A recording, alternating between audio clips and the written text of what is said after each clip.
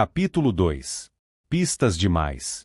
A Comissão Trilateral destina-se a ser o veículo para a consolidação multinacional dos interesses comerciais e bancários por meio da tomada do controle do governo político dos Estados Unidos. Senador Belry Goldwater. O enredo do romance de Agatha Christie, Assassinato no Expresso do Oriente, ajudará você a compreender a história de A Irmandade das Trevas. O assassinato ocorreu no elegante trem de passageiros que viajava entre Istambul e Paris, ligando o mistério do Oriente ao racionalismo do Ocidente. O livro de Agatha Christie acabou sendo transformado em um filme com Lauren Bacall, Ingrid Bergman, Jacqueline Bisset, Martin Balsam, Sean Connery, Anthony Perkins, Vanessa Redgrave, Richard Widmark e Albert Finney, que interpretou o papel do inspetor Poirot. Pouco depois do início do filme, um grupo de passageiros embarcou no Expresso do Oriente em Istambul. Entre eles estavam o inspetor Hercule Poirot, um detetive belga mundialmente famoso, e o Sr. Hatchet, um homem rico que viajava com seu secretário e seu mordomo. Logo após a partida do trem, o Sr. Hatchet procurou o inspetor Poirot e lhe disse que alguém havia ameaçado matá-lo. Ofereceu ao inspetor $15.000 para protegê-lo até chegarem a Paris, mas o inspetor Poirot recusou. O trem entrou em um túnel, a tela do cinema ficou escura e, quando as luzes se acenderam novamente, o Sr. Hatchet havia desaparecido. Na manhã seguinte, ele foi encontrado esfaqueado até a morte em seu compartimento. Um funcionário da ferrovia pediu ao inspetor Poirot que solucionasse o crime, e assim ele foi ao compartimento do Sr. Hatchet e começou a procurar pistas. Em todos os lugares que examinava encontrava evidências contraditórias, e de repente percebeu que a cena do crime havia sido montada para confundi-lo. Nesse momento ele fez uma pausa, examinou o local do crime e comentou: há pistas demais. Em muitos aspectos, é isso que está acontecendo hoje. Somos ameaçados pelo terrorismo, pela guerra biológica, por catástrofes ambientais, pelo aquecimento global, pela chuva ácida, pela escassez de água, por um ataque nuclear, por alienígenas do espaço sideral, por alimentos geneticamente modificados, pelo bug do ano 2000, por novas doenças, por um sistema social em colapso, pelo aumento da criminalidade, pela decadência moral, por um sistema educacional falido e por dezenas de outros perigos reais ou imaginários. Quando tentamos determinar quem, ou o que, é responsável por nossos problemas, somos sobrecarregados por fatos e ficamos confusos. Os psicólogos chamam nossa condição de dissonância cognitiva. Pavlov produziu um estado semelhante em cães. Ele descobriu que, se os condicionasse a salivar em resposta ao som de uma campainha, depois os condicionasse a salivar em resposta ao som de um sino e, em seguida, os condicionasse a salivar em resposta a um terceiro som, quando todos os três sons eram transmitidos juntos, os animais ficavam confusos e se afastavam da realidade.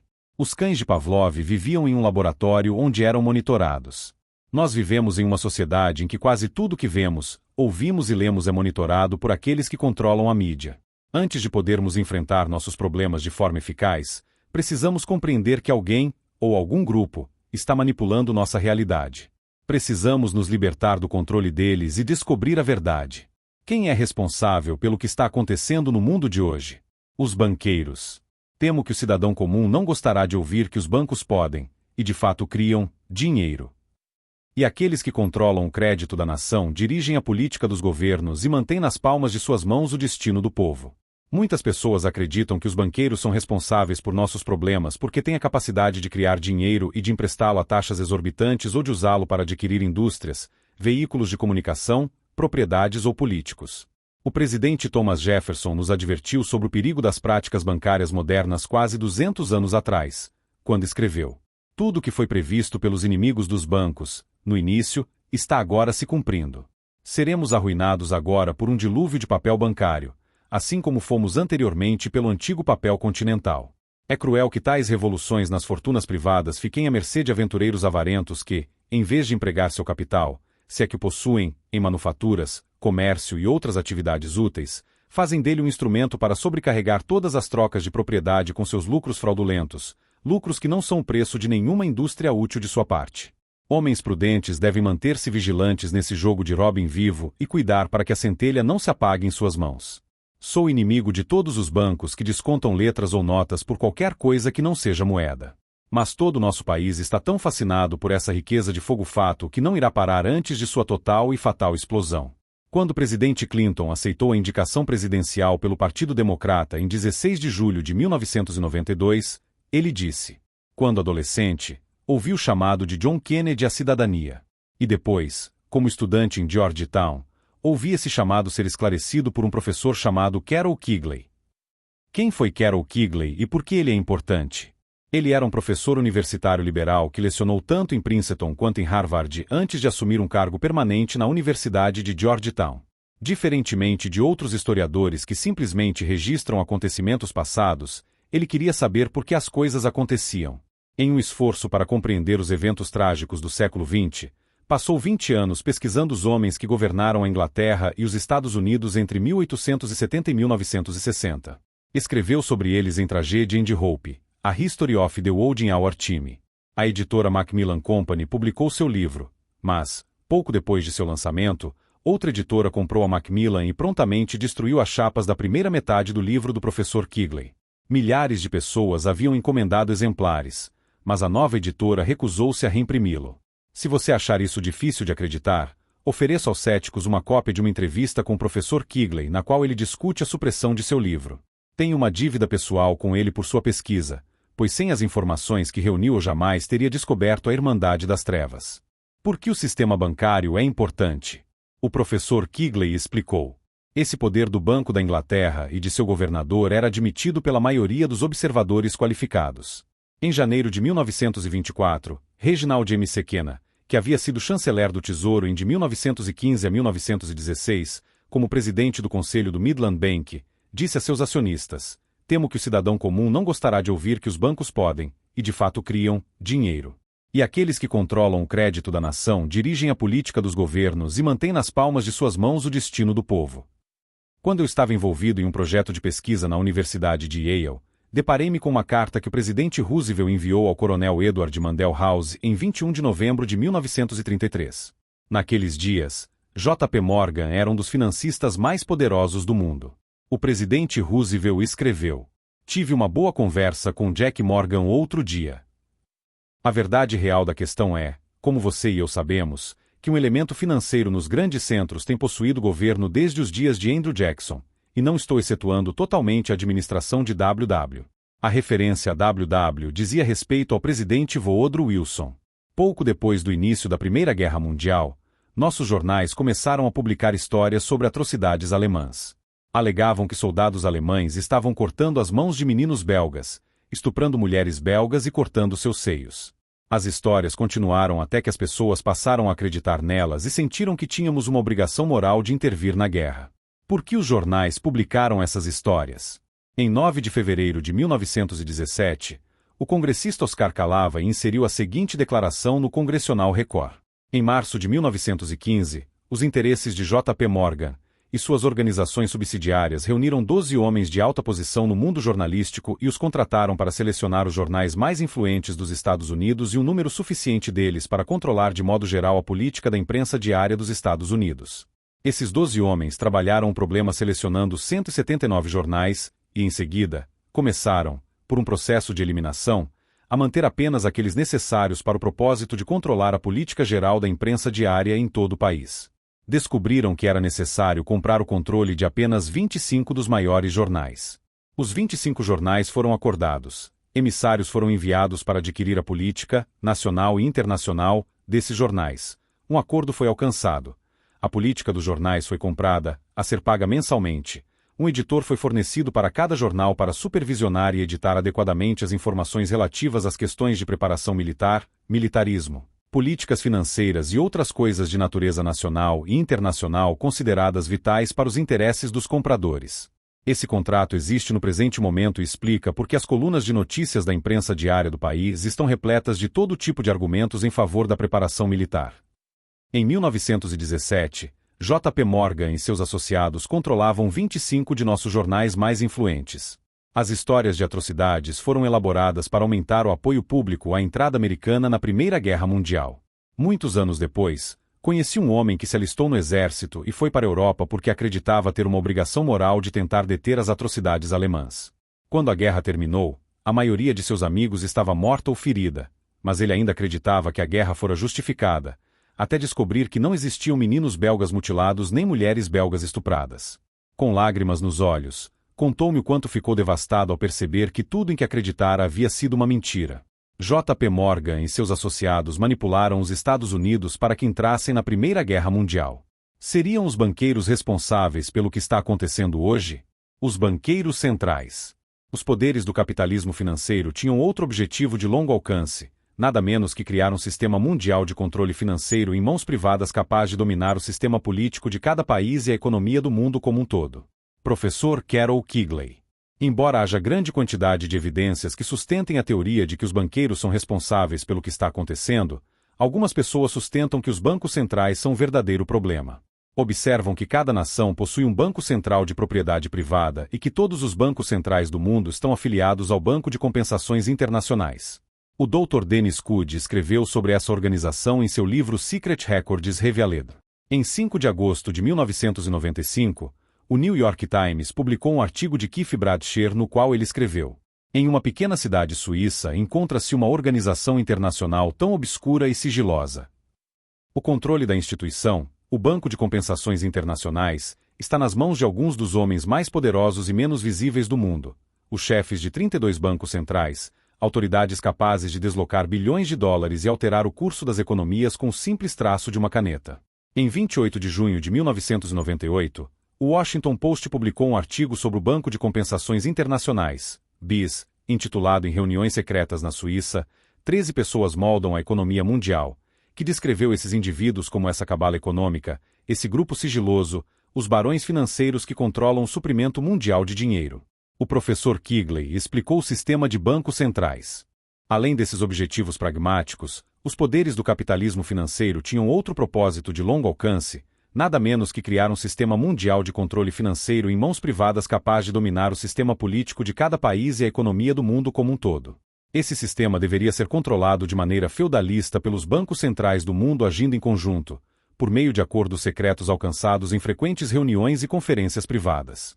O ápice do sistema deveria ser o Banco de Compensações Internacionais em Basileia, Suíça, um banco privado pertencente e controlado pelos bancos centrais do mundo, que eram eles próprios corporações privadas. Cada banco central buscava dominar seu governo por meio de sua capacidade de controlar empréstimos do tesouro, manipular câmbios estrangeiros, influenciar o nível de atividade econômica do país e influenciar políticos cooperativos por meio de recompensas econômicas subsequentes no mundo dos negócios. É exatamente isso que está acontecendo hoje. Os bancos centrais estão tentando estabelecer um sistema de feudalismo global. Uma vez que se compreendem as implicações desse conceito, é possível entender por que o livro do professor Quigley teve de ser suprimido. Seriam os bancos centrais responsáveis pelo que está acontecendo? Os banqueiros judeus. Ele era senhor e mestre do mercado monetário do mundo e, naturalmente, senhor e mestre virtualmente de tudo mais. Benjamin Disraeli. Benjamin Disraeli tornou-se primeiro-ministro da Grã-Bretanha em 1868. Portanto, podemos presumir que ele compreendia como o sistema financeiro mundial funcionava naquela época. Em 1844, escreveu um romance intitulado Coningsby, no qual o herói do livro ouviu: assim você vê, meu caro Coningsby, que o mundo é governado por personagens muito diferentes daqueles imaginados por quem não está nos bastidores. Disraeli descreveu o homem que controlava os mercados financeiros do mundo. A Europa necessitava de dinheiro, e Sidônia estava pronto para emprestá-lo à Europa. A França queria algum, a Áustria, mais, a Prússia, um pouco, a Rússia, alguns milhões. Sidônia podia fornecê-los todos. Ele era senhor e mestre do mercado monetário do mundo e, naturalmente, senhor e mestre virtualmente de tudo mais. Monarcas e ministros de todos os países cortejavam seus conselhos e eram guiados por suas sugestões. Embora Sidônia fosse apenas um personagem fictício, Nathan Rothschild controlava os mercados financeiros da Europa em 1844, quando Disraeli escreveu seu romance, e, naqueles dias, os monarcas e ministros da Europa cortejavam os conselhos de Nathan Rothschild. Os Rothschild dominaram o sistema bancário francês durante a maior parte do século XIX. No século XX, diversos bancos católicos e protestantes desafiaram sua influência e eclipsaram seu poder. Aqueles que acreditam que bancos judeus são responsáveis por nossos problemas citam o livro de Benjamin Disraeli e afirmam que ele teria exposto a conspiração bancária judaica.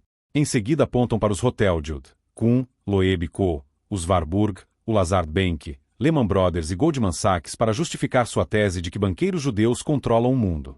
Embora seus argumentos pareçam convincentes, até recentemente vários dos maiores bancos do mundo pertenciam aos japoneses, e segundo o professor Quigley, Durante as primeiras décadas do século XX, os 3 maiores bancos dos Estados Unidos eram de propriedade dos Rockefeller, dos Morgan e dos Mellon.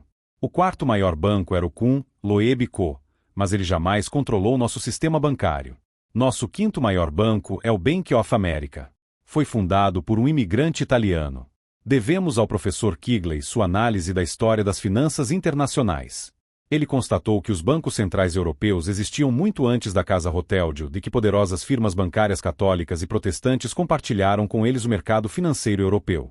Segundo o professor Quigley, os bancos judeus desempenharam um papel importante no financiamento do desenvolvimento industrial na Europa, mas jamais controlaram as instituições financeiras do mundo. Alan Greenspan, presidente do Federal Reserve, é judeu, mas Paul Volcker e William M. Chesney Martin, que o precederam nesse cargo, não eram judeus. Montague Norman controlou o Banco da Inglaterra por 25 anos e era gentil. Lord Brand foi diretor-gerente do Lazard Bank na Inglaterra e, quando morreu, Adam Arriso o substituiu. Nenhum dos dois era judeu, mas ambos eram líderes da sociedade secreta de Rhodes. A maioria das pessoas acredita que Lehman Brothers e Goldman Sachs são bancos judeus. Contudo, Pat Patterson foi diretor executivo do Lehman Brothers antes de ir para o Blackstone Group. Ele é grego e diretor do Conselho de Relações Exteriores. O Dr. Dennis Cudi comentou sobre a Goldman Sachs. A enorme firma de banco de investimentos Goldman Sachs incluiu dezenas de bolsistas de Rhodes ao longo do último meio século, mas nunca tantos quanto nos anos 1990, quando em qualquer momento havia pelo menos meia dúzia deles como sócios. Por mais estranho que possa parecer, muitos bancos judeus são controlados por homens que não são judeus. Por que Benjamin Disraeli, que era judeu, escreveu um romance sobre uma conspiração bancária judaica? Por que algumas pessoas acreditam que os judeus são responsáveis por nossos problemas? Porque foram enganadas. A Irmandade disseminou informações falsas na tentativa de nos convencer de que os judeus são a origem de nosso problema. O antissemitismo é uma cortina de fumaça criada para ocultar a identidade de nosso verdadeiro inimigo. O Conselho de Relações Exteriores. A camarilha mais poderosa nesses grupos elitistas tem um objetivo em comum: querem provocar a rendição da soberania e da independência nacional dos Estados Unidos. Almirante Chester Ward. Muitas pessoas bem informadas acreditam que o Conselho de Relações Exteriores, CFR, é responsável por nossos problemas. Observam que banqueiros proeminentes, industriais, políticos, proprietários de meios de comunicação e praticamente todos de alguma importância nos Estados Unidos pertencem ao CFR. Desde 1953, todos os presidentes do Federal Reserve e todos os diretores da Agência de Desarmamento foram membros, assim como todos, exceto um, dos secretários de Estado americanos, todos, exceto um, dos vice-secretários de Estado e todos, exceto um, dos diretores da Agência Central de Inteligência. Além disso, 6 de nossos últimos 9 presidentes foram membros do CFR. Qual é o objetivo deles? O almirante Chester Ward pertenceu ao CFR por 16 anos. Em seu livro Kissinger on the Coast, que escreveu em coautoria com Phyllis Schlafly, declarou: a camarilha mais poderosa nesses grupos elitistas tem um objetivo em comum: querem provocar a rendição da soberania e da independência nacional dos Estados Unidos. O senador Barry Goldwater tentou alertar o povo americano sobre o CFR em seu livro If no Apologies. Ele escreveu: o objetivo deles é impor uma estabilidade benigna à família de nações em disputa por meio de fusão e consolidação. Eles veem a eliminação das fronteiras nacionais, a supressão das lealdades raciais e étnicas como o caminho mais expedito para a paz mundial. Em seguida, observou que os membros do CFR controlam ambos os nossos partidos políticos. Quando mudamos de presidente, entende-se que os eleitores estão ordenando uma mudança na política nacional. Desde 1945, 3 diferentes republicanos ocuparam a Casa Branca. 4 democratas ocuparam esse posto mais poderoso que o mundo pode oferecer. Com exceção dos primeiros 7 anos da administração Eisenhower, não houve mudança apreciável na direção da política externa ou interna. Quando um novo presidente assume, há grande renovação de pessoal, mas nenhuma mudança de política. Exemplo: durante os anos Nixon, Henry Kissinger, membro do CFR e protegido de Nelson Rockefeller, esteve encarregado da política externa. Quando Jimmy Carter foi eleito, Kissinger foi substituído por Zbigniew Brzezinski, membro do CFR e protegido de David Rockefeller. Você poderia imaginar que todos conheceriam a preocupação do senador Goldwater, mas, como membros do CFR controlam quase todos os nossos meios de comunicação, seu alerta foi suprimido. Será o Conselho de Relações Exteriores a força dominante no mundo de hoje? Os Bilderbergers. Aqueles que compareceram não eram chefes de Estado, mas os que dão ordens aos chefes de Estado, em outras palavras, os fazedores de reis. Phyllis Schlafly. Muitos pesquisadores competentes estão convencidos de que os Bilderbergers governam o mundo. Embora reconheçam a importância do CFR, observam que ele é uma organização americana e argumentam que o esforço para criar um governo global precisa envolver pessoas de outras nações. O príncipe Bernhard da Holanda pediu a um grupo de americanos e europeus proeminentes que o ajudassem a determinar a melhor maneira de estabelecer um governo mundial.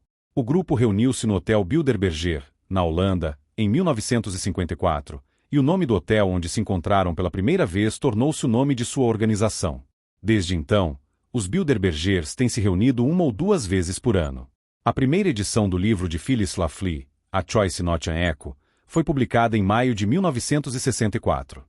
Nele, ela descreveu a natureza sigilosa do grupo. Alguns anos atrás, a autora deste livro deparou-se com evidências claras de que homens muito poderosos realmente se reúnem para elaborar planos que são mantidos em segredo dos cidadãos americanos. Durante uma visita a Sea Island, na Geórgia, esta escritora descobriu detalhes de uma reunião secreta realizada na vizinha St. Simons Island, Geórgia, no King and Prince Hotel, entre 14 e 18 de fevereiro de 1957.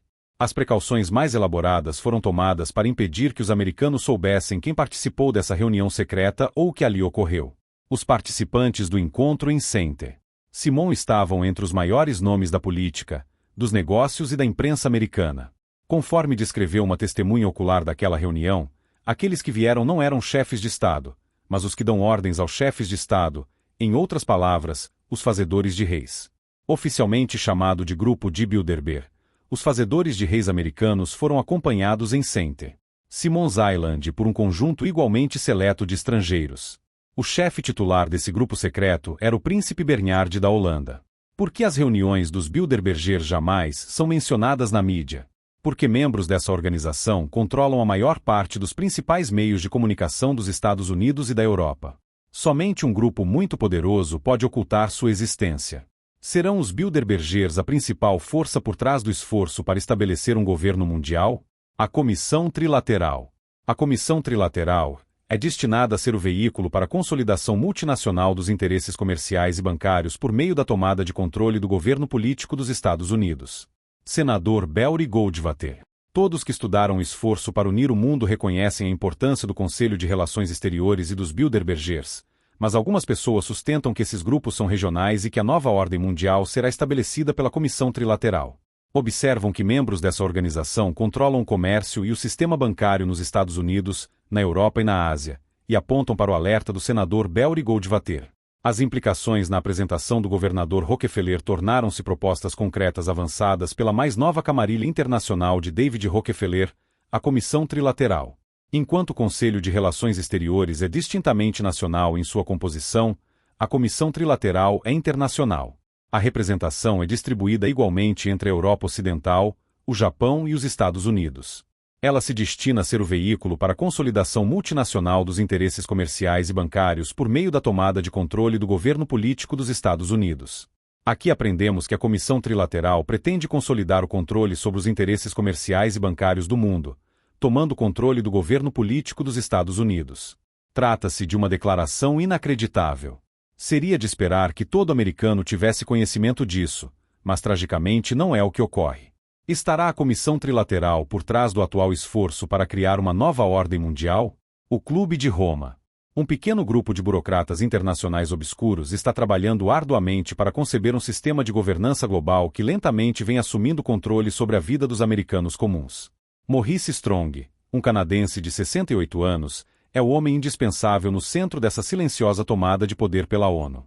Revista National Review. Alguns teóricos da conspiração acreditam que a realeza europeia está por trás do atual esforço para unir o mundo.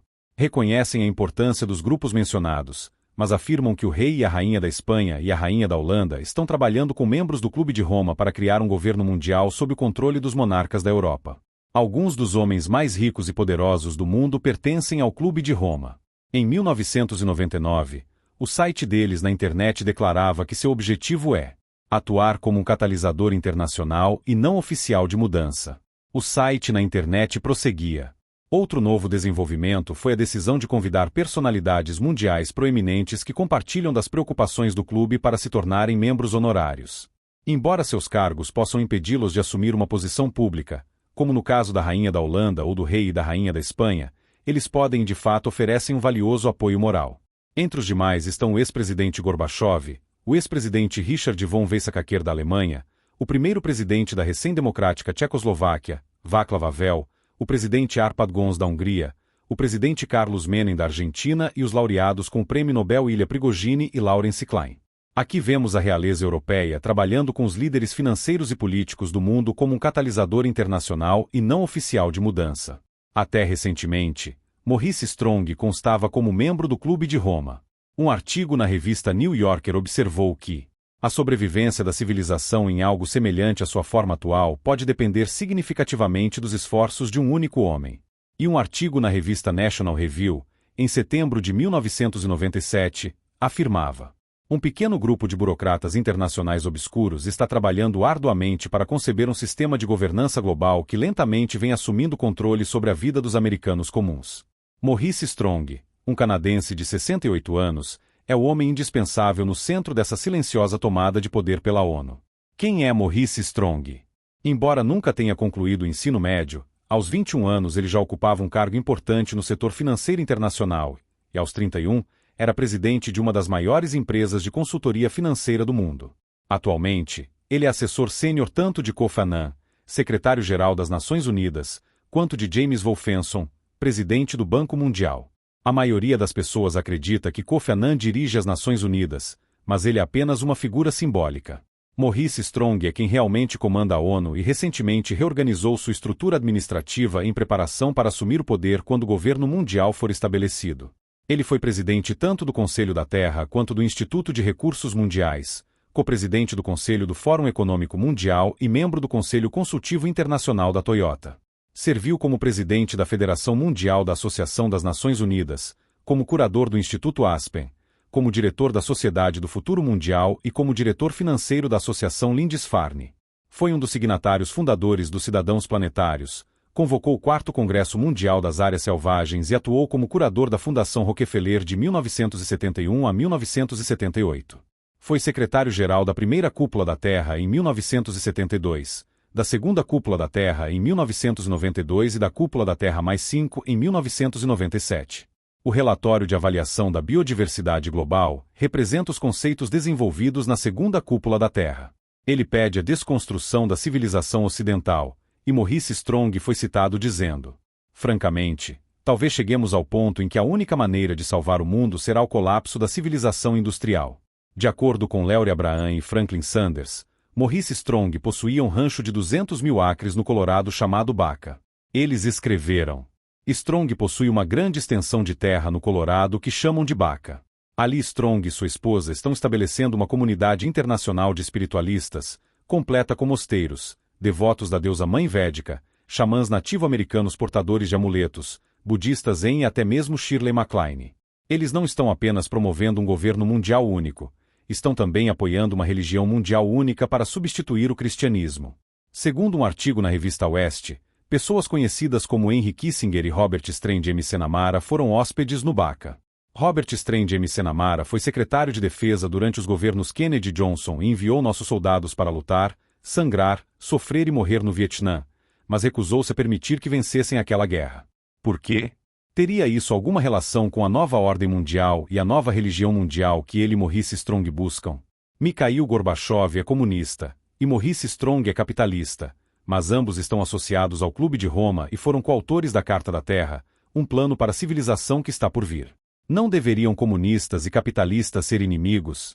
Se você estudar os diversos grupos e organizações que atuam nos bastidores, logo descobrirá que comunistas e capitalistas sempre trabalharam juntos porque são motivados pela mesma força espiritual e buscam o mesmo objetivo.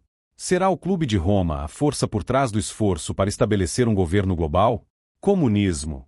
Os enormes avanços sociais da China beneficiaram-se grandemente da unidade de ideologia e propósito. O experimento social na China sob a liderança do presidente Mao é um dos mais importantes e bem-sucedidos da história. David Rockefeller, 1973. Será que realmente vencemos a Guerra Fria? Algumas pessoas afirmam que o comunismo ainda é uma ameaça porque o CFR, os Bilderbergers, a Comissão Trilateral e o Clube de Roma seriam organizações de fachada comunistas. Eles justificam essa crença observando que Mikhail Gorbachev, membro da KGB por toda a vida e antigo ditador da URSS, atualmente trabalha com membros das 3 primeiras organizações e é membro da 4ª, o Clube de Roma. Citam também Bella Dodd, que foi membro do Comitê Central do Partido Comunista Americano antes da Segunda Guerra Mundial. Como ela e outros comunistas estavam preocupados em manter contato com Moscou caso a guerra estourasse, ela pediu instruções a um diplomata soviético. Foi informada de que deveria contatar um de 3 homens que viviam no Hotel Waldorf Astoria caso precisasse saber a linha atual do Partido Comunista. Ela reconheceu imediatamente os nomes dos 3 homens, pois eram financistas conhecidos. Ao saber que eles estavam autorizados a falar em nome da União Soviética, percebeu que tudo que acreditava sobre o comunismo era uma mentira e que Moscou estava trabalhando com Wall Street. Ela posteriormente deixou o partido, tornou-se cristã e contou sua história a quem quisesse ouvir. Thomas Suman contou uma história similar. Ele foi membro da KGB até desertar para o Ocidente. Enquanto trabalhava em Moscou, tomou conhecimento de que os financistas ocidentais cooperavam estreitamente com os líderes da União Soviética. Nikita Khrushchev foi ditador da URSS, mas foi deposto e enviado à Sibéria pouco depois da visita de David Rockefeller ao Kremlin em 1964. Pessoas que acreditam que capitalismo e comunismo trabalham juntos perguntam: quem teve o poder de destituir o ditador da URSS? Eles também observam que David Rockefeller elogiou o presidente Mao após retornar de uma viagem à China em 1973. Naquele período, Mao Tse-tung já havia assassinado entre 40 e 60 milhões de compatriotas. Ainda assim, David Rockefeller escreveu: impressiona imediatamente a sensação de harmonia nacional. Há uma dedicação muito real e abrangente ao presidente Mao e aos princípios maoístas. Qualquer que seja o preço da Revolução Chinesa, ela obviamente obteve sucesso não apenas em produzir uma administração mais eficiente e dedicada, mas também em fomentar automoral e senso de propósito comunitário. O progresso social e econômico geral não é menos impressionante.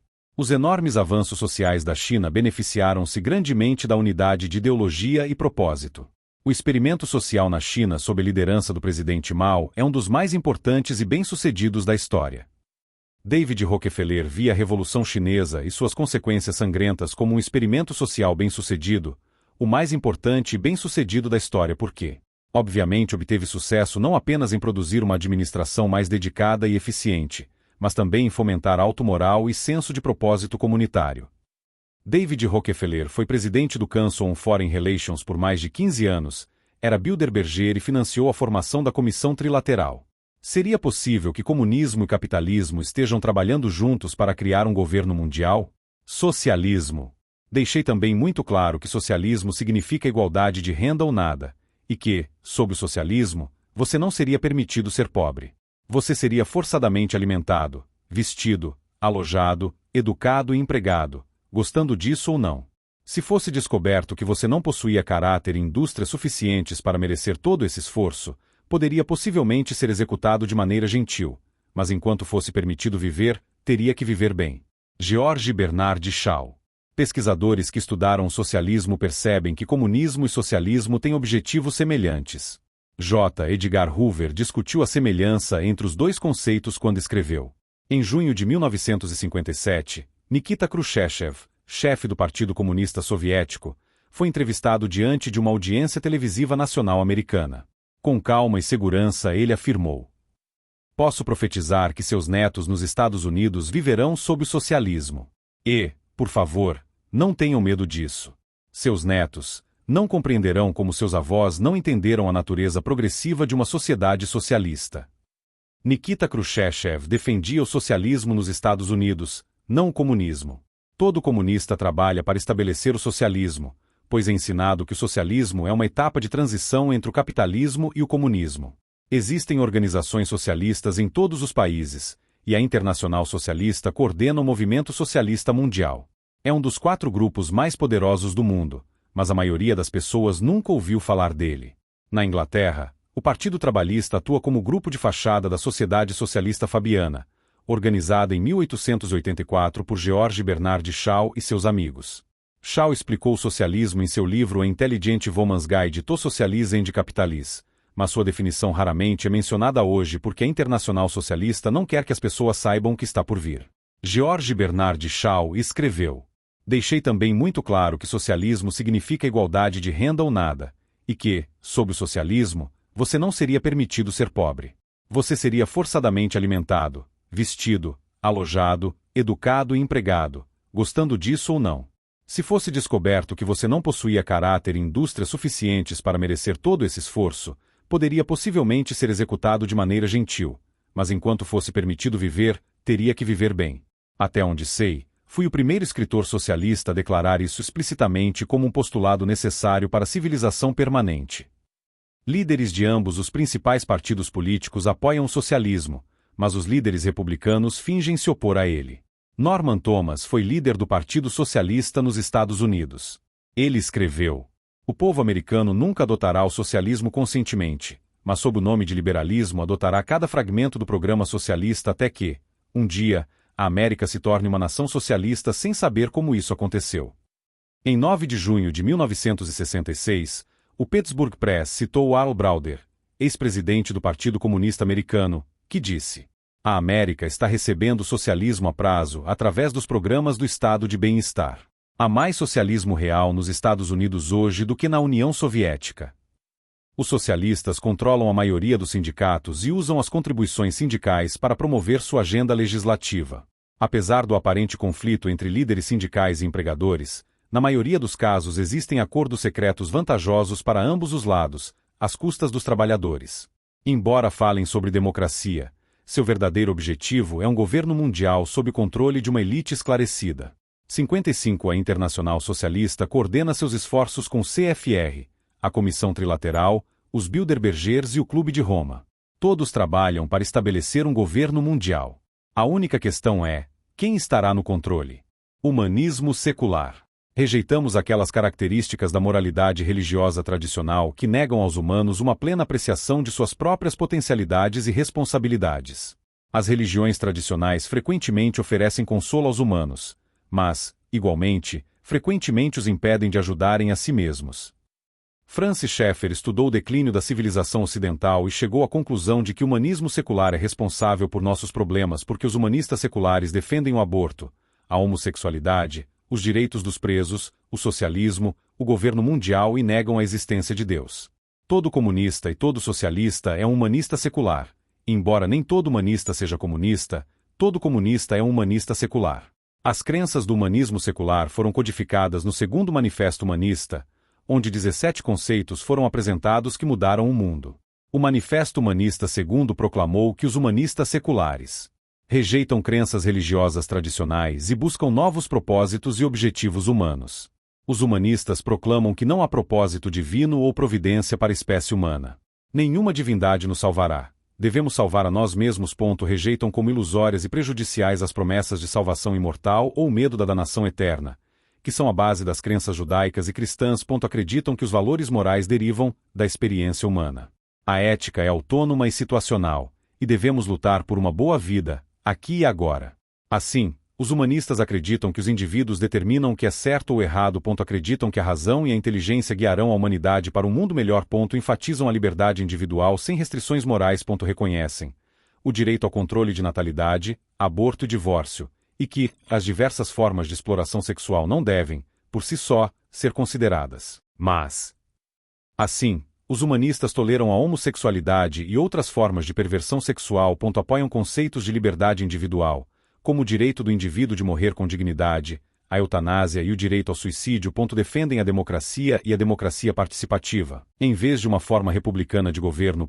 Defendem a separação entre igreja e Estado e a separação entre ideologia e Estado.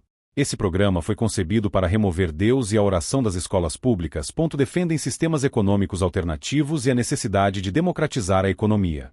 Os humanistas promovem o socialismo. Defendem a eliminação de toda discriminação baseada em raça, religião, sexo, idade ou origem nacional, e o direito à educação universal. Também se opõem ao sexismo ou chauvinismo sexual. Isso requer controle governamental sobre todos os aspectos de nossas vidas. Apoiam o fim da nação e da soberania nacional, e defendem uma comunidade mundial. Afirmam que essa comunidade mundial deve renunciar ao uso da violência e da força como método para resolver disputas internacionais. Querem um governo mundial que inclua um tribunal internacional. Defendem que a comunidade mundial participe de planejamento cooperativo sobre o uso de recursos rapidamente esgotáveis. O crescimento populacional deve ser controlado. Esta é a base do ambientalismo moderno e do controle populacional. Propõem ajuda externa e controle de natalidade para nações em desenvolvimento. Como a tecnologia é fundamental para o progresso humano, ele se opõe a qualquer tentativa de censurar pesquisas científicas básicas por motivos morais, políticos ou sociais. Chamam para cooperação internacional em cultura, ciência, artes e tecnologia, independentemente de ideologias. Devemos aprender a viver abertamente juntos ou pereceremos juntos. A maioria dos conceitos defendidos nos manifestos humanistas e segunda já foi implementada, e o plano deles de introduzir o socialismo, criar um governo mundial e minar as crenças judaico-cristãs de nossa nação está bem encaminhado. O humanismo secular é a força por trás dos eventos mundiais em desenvolvimento? As fundações isentas de impostos. Mas senti que o trabalho deixou várias questões importantes sem resposta, das quais a mais grave era: em que medida, se é que alguma, os fundos das grandes fundações estão ajudando e auxiliando as tendências marxistas nos Estados Unidos e enfraquecendo o amor que todo americano deveria ter por seu modo de vida? Congressista B. Carol Hess. Embora haja uma grande quantidade de evidências que sugerem que o humanismo secular é responsável pelo que está acontecendo, seus programas jamais poderiam ter sido implementados sem o apoio das fundações isentas de impostos. Algumas pessoas acreditam que as grandes fundações são responsáveis por nossos problemas atuais. Após a tomada do poder pelos comunistas na China, em 1950, o Senado nomeou uma comissão especial para investigar por que o nosso Departamento de Estado impôs um embargo de armas à China nacionalista e levou o presidente Mao ao poder. Resumi as conclusões dessa comissão do Senado no capítulo 1. A comissão também descobriu que tanto a Fundação Rockefeller quanto a Fundação Ford financiaram órgãos de propaganda comunista nos anos que antecederam a queda da China. O 83º Congresso encarregou o congressista B. Carol Hess de investigar as fundações isentas de impostos, a fim de determinar por que elas haviam financiado organizações comunistas. A comissão Hess descobriu, em 1915, o Carnegie Endowment for International Peace lançou um programa de propaganda para forçar os Estados Unidos a entrar na Primeira Guerra Mundial. Muitas de nossas grandes fundações estavam promovendo ativamente o comunismo e o socialismo. A Fundação Rockefeller financiou o estudo gravemente falho do Dr. Alfred Kinsey sobre a sexualidade humana e seu esforço para minar os padrões morais de nossa nação. A Fundação Rockefeller, a Carnegie Education Foundation e a Fundação Ford usaram seu poder de concessão de subsídios para assumir o controle da educação americana e forçar nossas faculdades e universidades a abandonar suas crenças religiosas e padrões morais. As fundações influenciaram a política do Departamento de Estado e foram, em grande medida, responsáveis por levar o comunismo à China. As fundações estavam trabalhando para minar nossa forma constitucional de governo. Um grupo de homens ricos decidiu bloquear a investigação da comissão Hess. O congressista Wayne Ice foi designado para a comissão com o objetivo de desestabilizá-la. Durante um depoimento de 185 minutos, ele interrompeu um total de 246 vezes. Ainda assim, a mídia recusou-se firmemente a noticiar o que estava acontecendo. A comissão Hess descobriu que as fundações isentas de impostos estavam trabalhando em estreita colaboração com Rod Strast e que bolsistas Rhodes estavam sendo designados para posições estratégicas em nosso governo. Citaram Dean Rusk como exemplo. Após retornar da Universidade de Oxford, ele trabalhou para a Fundação Rockefeller até ser nomeado subsecretário de Estado para Assuntos do Extremo Oriente. Nessa posição, ajudou a levar o comunismo à China e a nos envolver na guerra sem vitória na Coreia.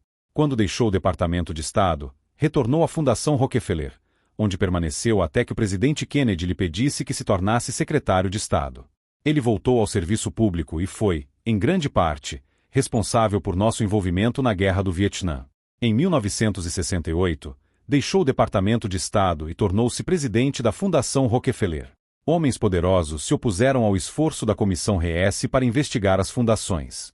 Eles exerceram pressão sobre os líderes do Congresso, e o financiamento da comissão Hess foi cancelado, o que encerrou as audiências. Posteriormente, René Worcer, assessor jurídico da comissão Hess, escreveu Foundations, Der Power and Influence. Os céticos podem verificar os fatos sobre o que aconteceu ali.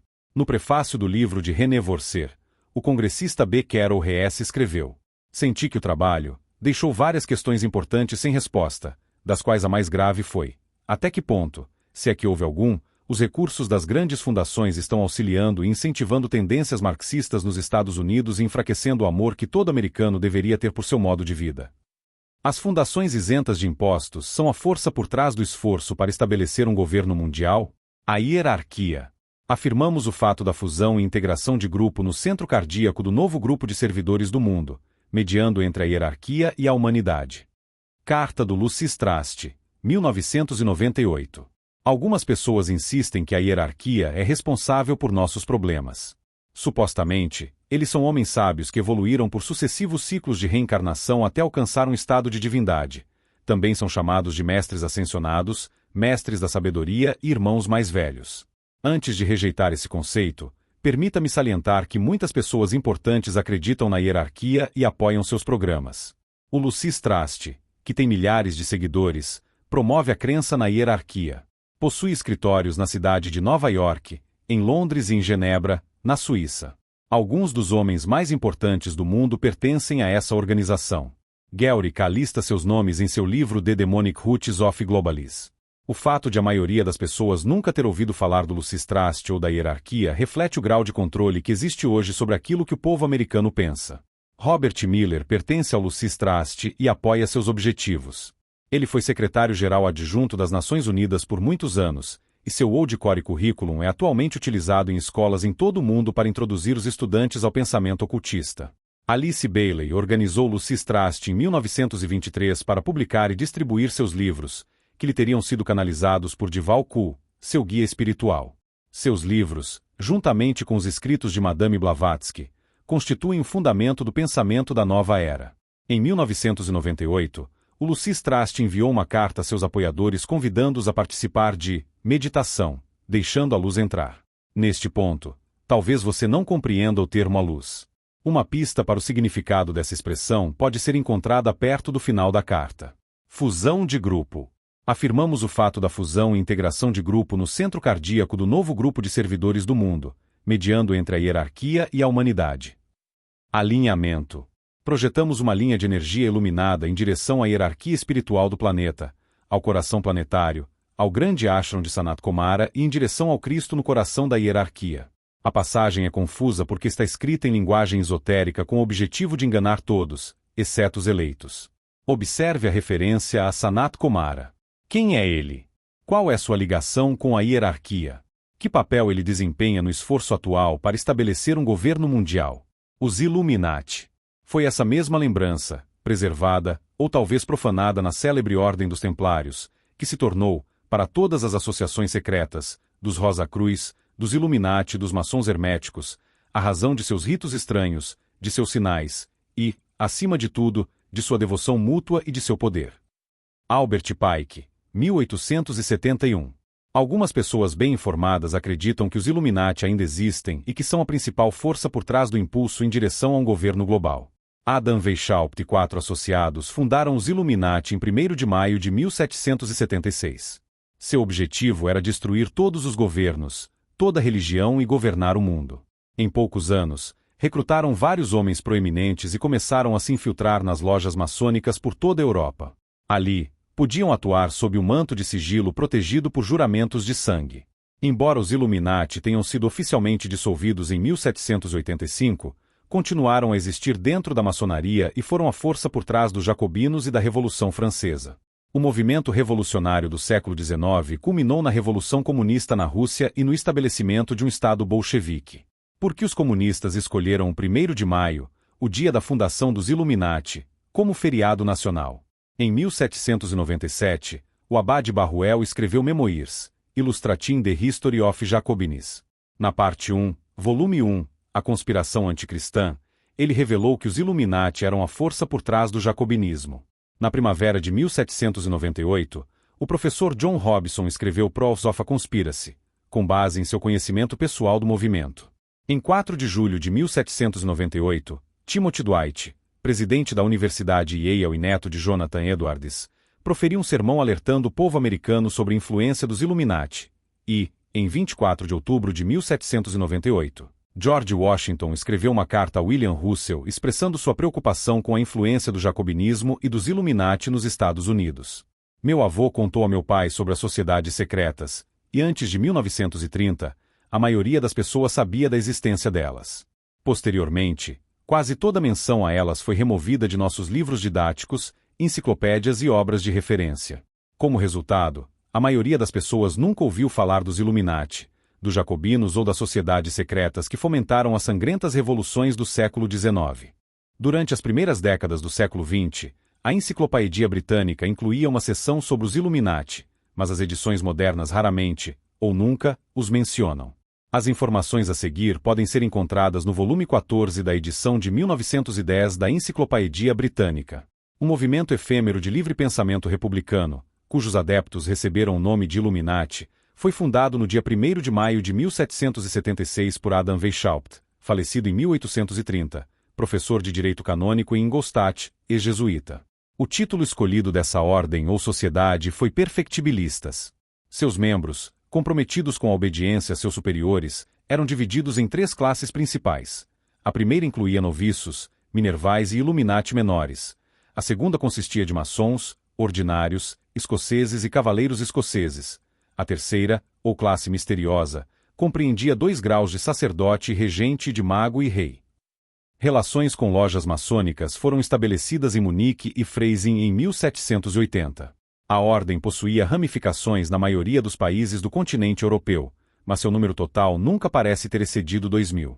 O projeto exerceu atração sobre homens de letras, como Goethe e Herder, e até mesmo sobre os duques reinantes de Gotha e Weimar. Uma ruptura interna precedeu sua queda, que foi efetivada por um édito do governo da Baviera em 1785. Embora os Illuminati tenham sido oficialmente dissolvidos em 1785, os seguidores de Weishaupt já estavam firmemente entrincheirados nas lojas maçônicas naquela época, e os juramentos de sangue impediam outros maçons de revelar os segredos obscuros que haviam aprendido. 96 anos depois, Albert Pike, o pai da maçonaria moderna, escreveu: "Foi essa mesma lembrança, preservada, ou talvez profanada na célebre Ordem dos Templários, que se tornou, para todas as associações secretas, dos Rosa Cruz, dos Illuminati e dos maçons herméticos, a razão de seus ritos estranhos, de seus sinais, e, acima de tudo, de sua devoção mútua e de seu poder." Pesquisadores que estudaram as sociedades secretas afirmam que o emblema ocultista no verso da cédula de dólar representa os Illuminati. Eles apontam para a pirâmide inacabada encimada por um olho glorificado e para a referência Novus Ordo Seclorum, a nova ordem secular. Observam que a data na base da pirâmide é Meckelshvi, que corresponde a 1776, o ano em que os Illuminati foram formados. Por que um emblema ocultista aparece no verso de nossa cédula de dólar? Ele realmente representa os Illuminati, ou representa algum outro grupo oculto? Os judeus. Anteriormente observei que algumas pessoas sinceras acreditam que os judeus, ou os banqueiros judeus, estão por trás da conspiração mundial. Existem muitos indícios que levam as pessoas a essa conclusão, mas posso assegurar que as evidências foram plantadas para desviar a atenção da verdade. Isso não quer dizer que não haja pessoas de origem judaica dentro da Irmandade, mas aqueles que apoiam esse movimento renunciaram à sua crença no judaísmo e adoram um Deus diferente. O antissemitismo é uma armadilha armada para nos afastar da verdade. Diversos argumentos convincentes são apresentados para nos convencer de que os judeus, ou os banqueiros judeus, são nossos inimigos. O primeiro é: muitos dos bolcheviques eram judeus, e quase todos os membros originais do Politburo de Lenin eram judeus. Há várias respostas válidas a essa acusação. Embora muitos dos seguidores de Lenin fossem judeus, todos, exceto um, foram posteriormente executados, e essa é uma forma bastante ruim de recompensar judeus, caso eles fossem a força por trás da Revolução Bolchevique. Leon Trotsky era judeu. Ele foi rastreado no México e brutalmente assassinado. Todos, exceto um, dos discípulos originais de Jesus eram judeus, mas isso torna o cristianismo uma conspiração judaica. A terceira resposta pode ser encontrada no livro de Anthony Sutton, Wall Street and the Bolshevik Revolution. Ele observou que muitos ingleses lutaram ao nosso lado durante a Guerra da Independência, mas isso não fez da Guerra da Independência uma guerra inglesa. Outro argumento sustenta que Winston Churchill expôs a conspiração sionista por trás do bolchevismo. A resposta é a seguinte: embora Winston Churchill tenha, de fato, escrito um artigo no The London Illustrated Sunday Herald em 1920 afirmando que o sionismo era a força por trás do bolchevismo, a reação da mídia mundial foi muito estranha. A maioria das pessoas que atacou o sionismo foi vilipendiada, mas Churchill sempre teve cobertura favorável da imprensa. Teria sido isso porque ele fazia parte da Irmandade e seu artigo foi uma tentativa de transferir a responsabilidade pela Revolução Russa para os judeus? Outro ponto levantado é que Jacob Schiff forneceu 20 milhões de dólares para financiar a Revolução Bolchevique. A seguinte citação pode ser encontrada no New York Journal American, de 3 de fevereiro de 1949. Hoje estima-se, inclusive pelo neto de Jacob, John Schiff, um destacado membro da sociedade nova-iorquina, que o velho investiu cerca de 20 milhões de dólares para o triunfo final do bolchevismo na Rússia. Outras firmas bancárias de Nova York também contribuíram. Aqueles que acreditam que os judeus, ou os banqueiros judeus, são responsáveis pelo comunismo invariavelmente recorrem a essa citação. Jacob Schiff realmente ajudou os bolcheviques. Em razão do progressivo emburrecimento de nosso povo, a maioria dos americanos não percebe que houve duas revoluções russas.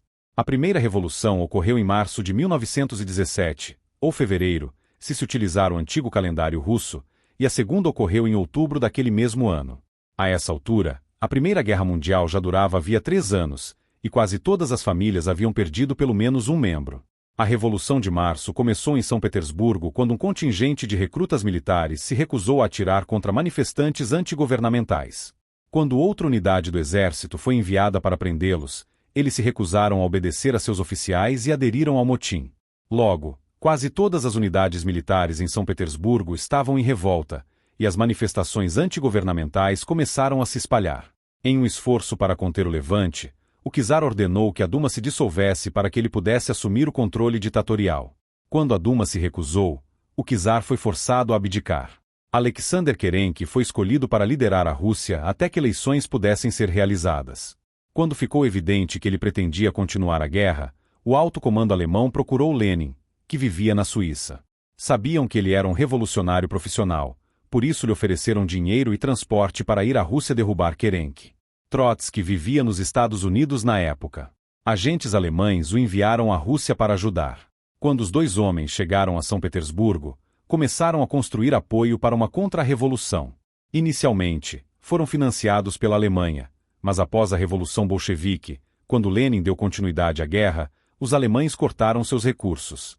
Nesse ponto, os bolcheviques tiveram de obter dinheiro e suprimentos em outro lugar. Que papel Jacob Schiff desempenhou no fomento da Revolução Bolchevique? Durante a Primeira Guerra Mundial, o Departamento de Estado americano era responsável por coletar informações de inteligência. Seus arquivos confirmam o fato de que Jacob Schiff se opunha ao czar. Depois que Kerenski assumiu o poder, Jacob Schiff enviou-lhe um telegrama parabenizando. Porém, a Revolução Bolchevique só ocorreu 7 meses depois.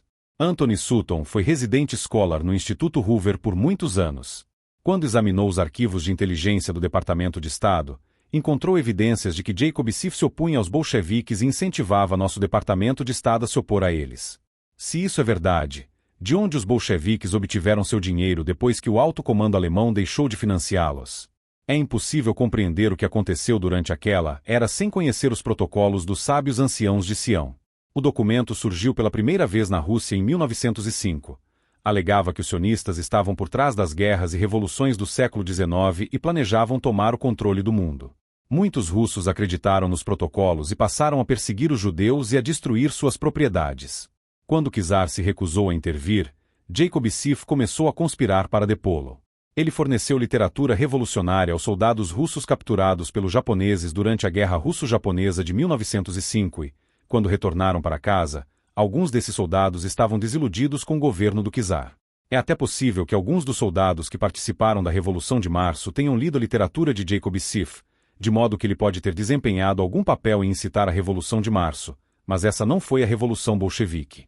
Quando Anthony Sutton pesquisou os arquivos de inteligência do Departamento de Estado, encontrou documentos mostrando que financistas ingleses e americanos forneceram recursos aos bolcheviques, mas esse fato jamais é mencionado hoje. Seria possível que a história da doação de 20 milhões de dólares de Jacob Schiff aos bolcheviques tenha sido forjada para desviar a atenção da verdadeira fonte de seu financiamento? Os protocolos dos sábios anciãos de Sião circularam por toda a Europa durante as primeiras décadas do século XX, e muitas pessoas acreditaram neles. Isso levou, ao menos em parte, ao antissemitismo que levou Adolf Hitler ao poder. Henry Ford divulgou os protocolos nos Estados Unidos e escreveu um livro intitulado The International Gel, no qual afirmava que banqueiros judeus eram responsáveis pela Primeira Guerra Mundial e pela Revolução Bolchevique. Henry Ford apoiou os nazistas, e Hitler reconheceu esse apoio concedendo-lhe a mais alta medalha alemã disponível a civis. As fábricas da Ford na Alemanha forneceram caminhões, tanques e veículos para as forças armadas de Hitler. Isso teria sido lógico se Henry Ford realmente acreditasse que banqueiros judeus eram responsáveis pela Revolução Bolchevique e Hitler se opunha a eles. O problema é que Henry Ford também construiu um complexo fabril na Rússia para ajudar a combalida economia comunista. Porque Ford promoveu o antissemitismo nos Estados Unidos, apoiou Adolf Hitler na Alemanha e apoiou os bolcheviques na Rússia. Atualmente, a Ford Motor Company possui 6 fábricas na China comunista e planeja construir mais. Henry Ford ajudou os bolcheviques na década de 1930 e, hoje, sua empresa está ajudando os comunistas chineses. Por quê? É impossível compreender o que está acontecendo hoje sem entender a origem dos protocolos. Ao examinar, alguns anos atrás, os documentos do coronel Edward Mandell House na Universidade Yale, deparei-me com uma cópia dos protocolos da reunião dos homens sábios sionistas. Tratava-se essencialmente do mesmo documento que os protocolos dos sábios anciãos de Sião, mas a redação era diferente, o que sugeria tratar-se de uma tradução distinta do documento original. Os protocolos foram escritos em francês, contrabandeados para a Rússia em 1905, onde foram traduzidos para o russo, e posteriormente levados para a Grã-Bretanha, onde Victor Marsden os traduziu para o inglês. Cópias da tradução de Victor Marsden estão disponíveis nos Estados Unidos hoje, mas essa tradução é inteiramente diferente da versão do Coronel House, o que sugere que a versão do Coronel House veio de outra fonte, talvez do documento original. Quem foi o Coronel House, e de onde ele obteve sua cópia dos protocolos? Ele era um antissemita? O Coronel House foi capaz de controlar os homens que lideraram o mundo entre 1912 e 1938 porque possuía a capacidade de infiltrar pensamentos em suas mentes. Arthur Oden Smith o conheceu e comentou sobre sua habilidade mística. O Coronel House entrava em um escritório e dizia algumas palavras em voz baixa e, depois que ele saía, você de repente era tomado por uma boa ideia. Você sugeria essa ideia a seus amigos ou superiores e era parabenizado por ela. Funcionava muito bem, além dos seus sonhos mais ousados. Você podia até esquecê-la. Mas, algum tempo depois, tão certo quanto inevitável, ao refletir orgulhosamente sobre ela, você chegava a uma súbita percepção de que aquela ideia havia sido infiltrada em seu cérebro pelo Coronel House no decorrer da conversa. Smith então descreveu o relato do Coronel House sobre seu terceiro encontro com Woodrow Wilson. Foi numa noite, várias semanas depois, quando ele me fazia uma visita, que eu disse ao Sr. Wilson, quando ele se levantava para ir embora, governador, não é estranho que 2 homens que nunca se conheceram antes pensem de forma tão semelhante. Ele respondeu, meu caro amigo, nós nos conhecemos por toda a vida. No terceiro encontro, Woodrow Wilson já estava sob o controle do Coronel House. House tinha plena consciência de sua capacidade de controlar os outros. Encontrei uma anotação em seu diário não publicado na qual ele se gabava de como convenceu o primeiro-ministro Clemencial, da França, e o primeiro-ministro Orlando, da Itália, de algo que ele sabia não ser verdade. Em janeiro de 1919, ambos temiam que os bolcheviques pretendessem fomentar revoluções em seus países e queriam enviar um contingente militar à Rússia para derrotar os bolcheviques. O Coronel House escreveu: tive uma conversa franca com Clemencial sobre o bolchevismo na Rússia e sua marcha para o oeste. Fiz com que ele confessasse que a intervenção militar era impossível. Mais tarde, naquela mesma tarde, quando Orlando telefonou, dei-lhe praticamente o mesmo tipo de conversa, e ele também concordou com minhas conclusões. Estou tentando, e tive sucesso parcial, em amedrontar não apenas o presidente, mas também os ingleses, franceses e italianos quanto ao que poderia ser denominado perigo russo. Pessoalmente, eu realmente não acredito que haja tanto perigo quanto faço parecer a eles. Eu não confessaria que a intervenção militar era uma impossibilidade porque acredito que ela poderia ser realizada com sucesso se conduzida de maneira adequada. Um exército voluntário e mercenário, de proporções muito reduzidas, equipado com artilharia e tanques, na minha opinião daria conta do trabalho. Aqui o Coronel House admite que fez tanto Clemencial quanto Orlando confessarem que o uso da força militar contra os bolcheviques seria inútil, embora soubesse que isso não era verdade.